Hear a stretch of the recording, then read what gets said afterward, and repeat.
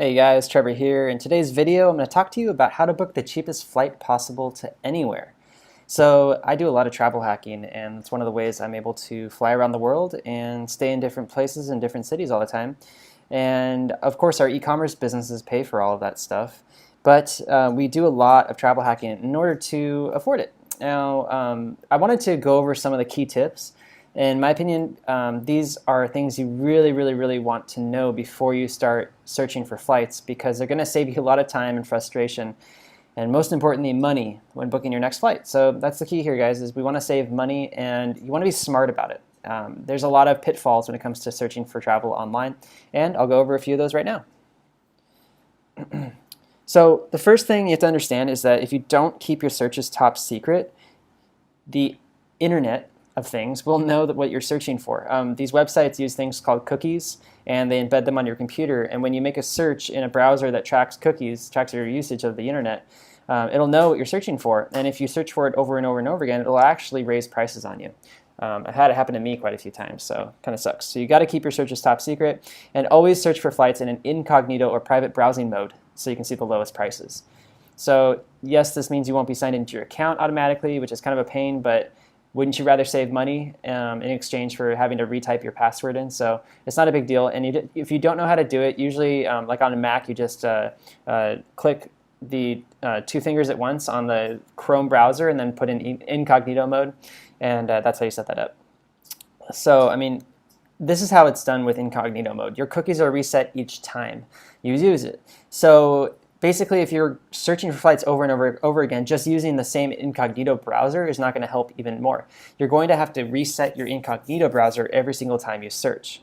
So close all your windows, open a new one, and then perform your flight search again so that you can still see those low prices. Basically, the cookies are what's going to make the prices go up during your searching time. So with that said, use the best flight search engines. I have a bunch of recommendations here. I want to go over them. These are the ones that I use, and I mostly use Skyscanner. That's the one I always check first because they have a great app that goes on my iPhone, and you can download the app for free and set up your account. It'll actually tell you which day of the month and day of the week is the cheapest, and it's really easy to find flights in multiple cities and stuff like that, and make turn layovers into stopovers and all sorts of cool stuff. But there's a lot of other websites too: Airfare Watchdog, Momodo, Kiwi.com, Cheapo Air, AirWander, JetRadar, and Google Flights are all really great websites. I'm actually going to show you what they look like right now, and then you can go ahead and determine which one you want to do for your flight searching. So let's get into it. So here we go. So this is Skyscanner. This is what Skyscanner looks like, and it's really easy to run a flight search on here. Like if I wanted to go to Bangkok to Ho Chi Minh City one way, search flights, I could do that. I can also look at a map, which is pretty cool. One thing I like about Skyscanner, it has this map. So if you don't know where to go, you're just digital nomad and you're looking at prices and stuff like that. Let's say you have to do a visa run in May. Like we have to do a visa run late May, so we're trying to decide where to go from there. We're thinking Bali. So we look at the prices. It looks like Ho Chi Minh City is only $80 one way. So that's pretty cool.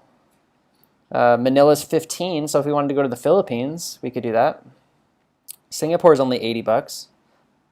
Bali's 171, so it's double the price, just one-way ticket. So with that in mind, now we know, but Jakarta's 104, so it's quite a bit less expensive. We could go all the way down into Australia. Looks like tickets are somewhere around $380 into Melbourne, which is pretty cool. Or we could go out to New Zealand, Auckland for $835. It's pretty pricey. But that's probably what we're looking at doing, is going to Bali or Jakarta, one of the two. And then we want to do a Manila trip in probably June. And we would be flying from Bali. So then we just do it this way. And you can see from Bali, Manila is $108. So that's not bad. And then if we wanted to go from Manila, we want to go, let's say, we have two choices, either Europe or back to the States. So let's just look at Europe first. So it's around $700, $800 to fly to Europe.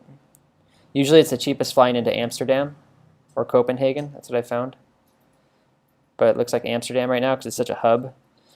And Barcelona is $835, so a bit more pricey. Cool thing about flying into a really cheaper destination in Europe is that what happens is that you can fly around Europe for really cheap using Ryanair. All right, so with that said, guys, go check out Skyscanner. It's a really, really cool app and website. So let me show you Airfare Watchdog now. Opt-in form. Airfare Watchdog is pretty cool. It's got some of the same stuff going on, and it's just a basic flight search, but I really like this function right here. It's got the top fares. So you can kind of scroll down here, and if you're in the United States, you can see that. Doesn't have Bangkok, unfortunately. I think most of it's United States. All right, well, anyway, that's a good place to be to look at flight prices and stuff like that. Momodo is also a good one. As you can see, it's got lots of cool prices here. This is what Kiwi looks like. It's similar to Skyscanner, showing me local currency. Cheapo Air is great. And I even have a referral link down in the description below. You can use Cheapo Air, so check that out. Air Wander is pretty sweet. So let's see here. Bangkok. And you can say like stopover. Let's say I want to do like destination first. Let's say I want to do Amsterdam. Okay, and then I wanted to. Oh, I have to add a date. Okay. So let's say it was in June sometime. It tells you all the prices per day here, which is pretty sweet. And then you can add the stopover. So this is my favorite thing about it, is that stopovers are cool because instead of spending 4 hours at an airport, you'll spend 4 days at that destination. So instead of going straight there or whatever, I can actually stop over in Copenhagen, and the whole price of the ticket is $6 less. So that's amazing. So I can spend 3 days in Copenhagen and then go to Amsterdam, and the price is actually less according to this. So let's just see what I came up with. One way for one traveler.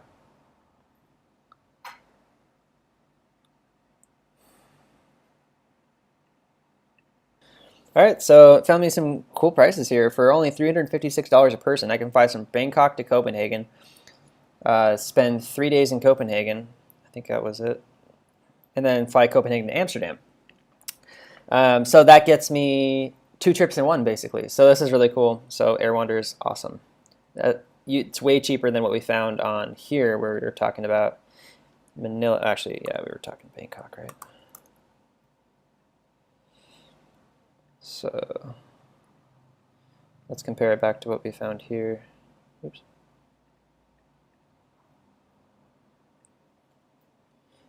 It's running a little slow. Still, yeah, $691. I'm not sure if this is doing for one person or two person. It might be showing for 2 people. That's probably why it's so expensive.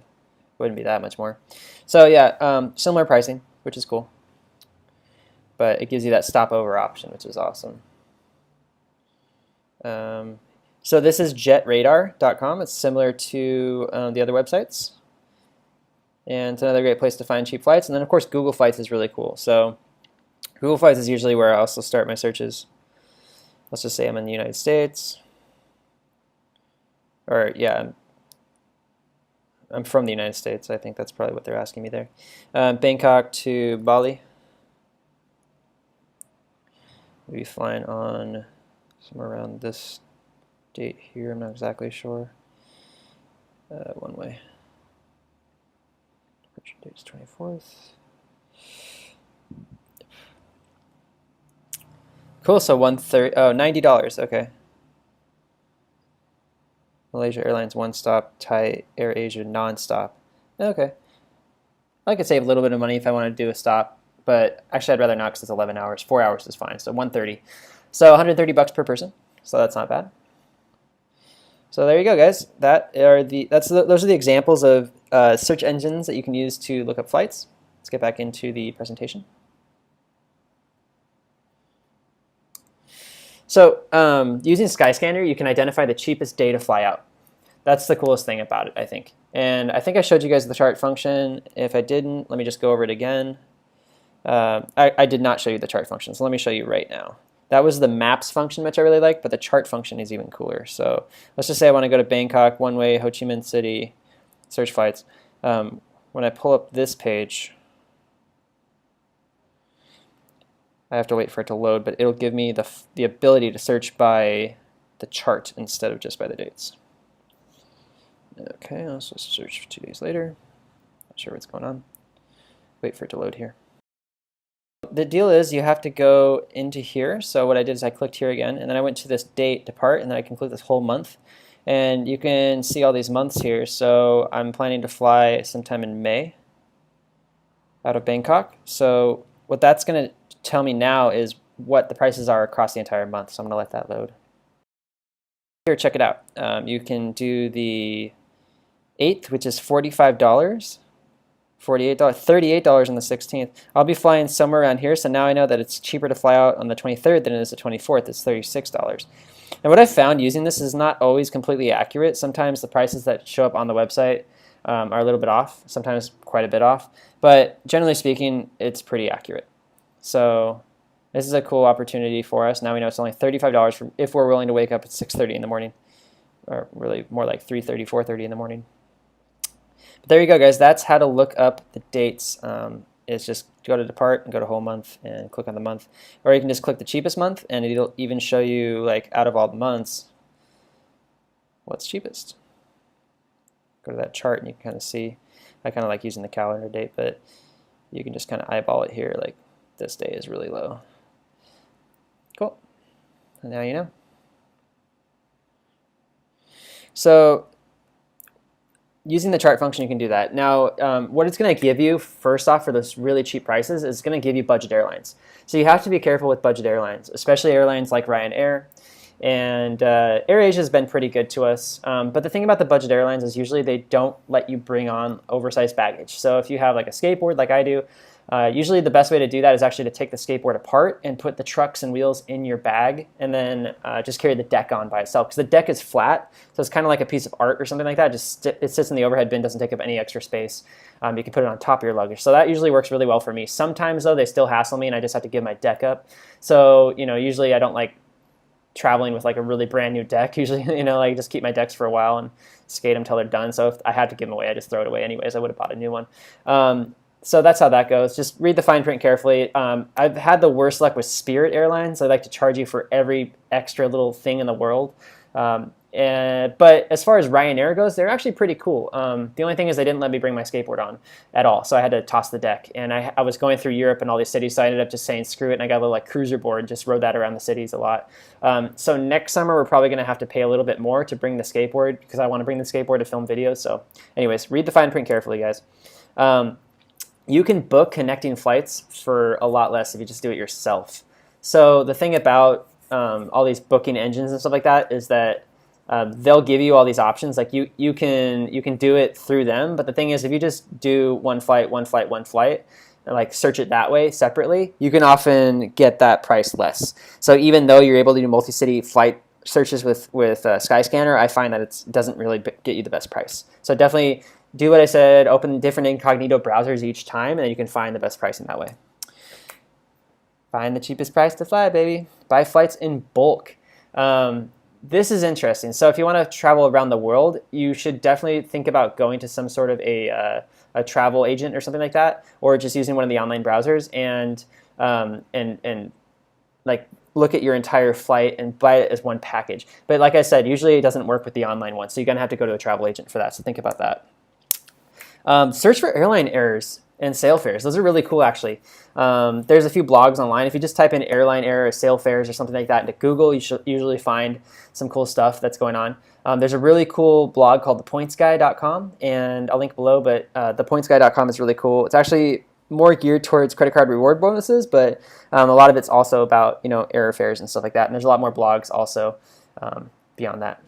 But basically, guys, if you know when and where you're going to travel, don't wait to book, because the later you wait to book, the more expensive it usually gets. That's not necessarily true in all parts of the world, like especially Southeast Asia. It stays cheap all the way up until practically the day of booking. But if you do end up having to book it like a week or two in advance, it's usually more expensive than a month or two. And yeah, check if it's cheaper to pay in different currencies. You'd be surprised. But our business cards, like travel rewards cards and stuff like that, they don't charge international fees. So if you check other currencies, sometimes it's actually cheaper, which is crazy to think about.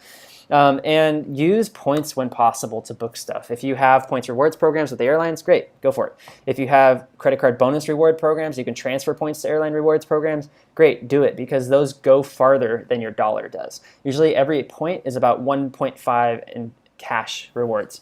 So use that when possible, of course. There's tons of reward programs out there, tons of frequent flyer mile programs. They're free to sign up for, so go ahead and sign up for them. Keep a spreadsheet with all your information so it's easy to find, and then go out and find some bonus rewards. And I actually have a really cool resource for you guys for that. If you want to earn a free vacation with bonus rewards from credit card signups, my buddy Trevor Wright with Mile Method is actually currently launching his site and he's also giving people the opportunity to basically guide you the entire way of finding which credit cards to sign up for, and then guiding you on how to sign up for them, the entire process, and then from there he teaches you how to use them. So it's really cool. So go to ecommerceparadise.com/milemethod. That's my referral link, so appreciate it, guys. It won't cost you a penny using that, and you'll get some extra awesomeness from his program. I've been using it for about 1.5 years, and he's gotten me over 2 million reward points on all these bonus cards and stuff like that. Now, the reason why I'm able to do it so easily is because I have e-commerce businesses, and that's something I teach at ecommerceparadise.com if you're interested in starting an online business. E-commerce and drop shipping, which is why I teach high-ticket drop shipping with Shopify. If you know what that means, great. If you don't, it's just basically a method of fulfilling products where you don't have to actually create or store or ship any of those products. You just sell them and your suppliers ship them for you. So check that out at ecommerceparadise.com, and the academy is at academy.ecommerceparadise.com. And that's it, guys. So thanks for watching this video, and definitely check out those resources. Good luck on your flights. If you have any questions, comment below, and I'll be happy to help. See you out there.